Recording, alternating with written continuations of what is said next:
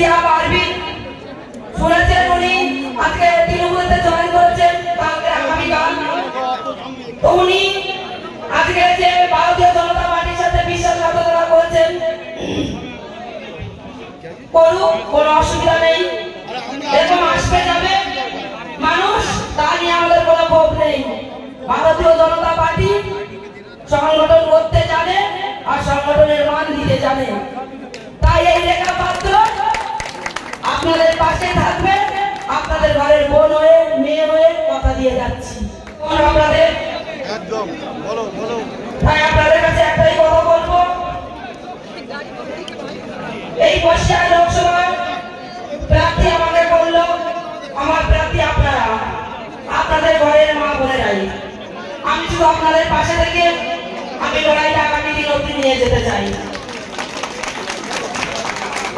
আর Syria Parvin শুনেছেন উনি আজকে তৃণমূলেতে জয়েন করেছেন কালকে আগামীকাল।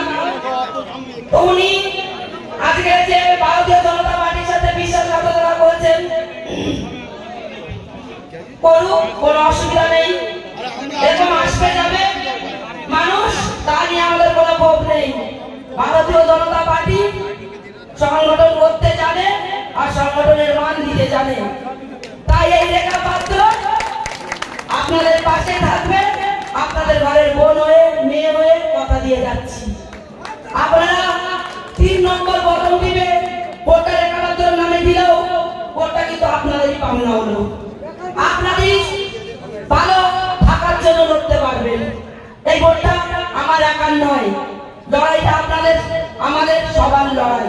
তাই এই লড়াইয়ে ভোটটা আমাদের সকলে, এই বসিরহাটের সমস্ত মা ভাই বোনেদের। তাই আমি একটাই কথা বলবো, মাননীয় প্রধানমন্ত্রী ছিলেন আর দ্বিতীয়বারের জন্য প্রধানমন্ত্রী হবেন, আর সেটা হবে আমার মা ভাই বাবাদের আশীর্বাদে। আর সেই আশীর্বাদ মাননীয় প্রধানমন্ত্রী এই বসিরহাটের অত্যাচারিত মা বোনের মাথায় হাত রেখেছিলেন ভগবানের মতো।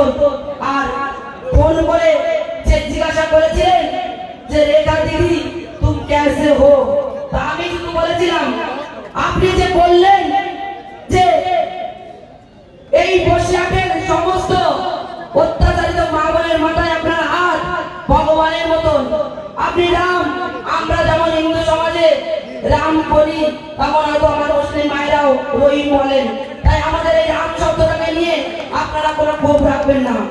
আপনাদের মতো আপনারাও বলবেন, আমরা আমাদের জাতি অনুযায়ী আমাদের ভগবানের নাম রাখবো। তাই এই নিয়ে ক্ষোভ রাখবেন না। আর আমার বক্তব্য দীর্ঘায়িত করবো না।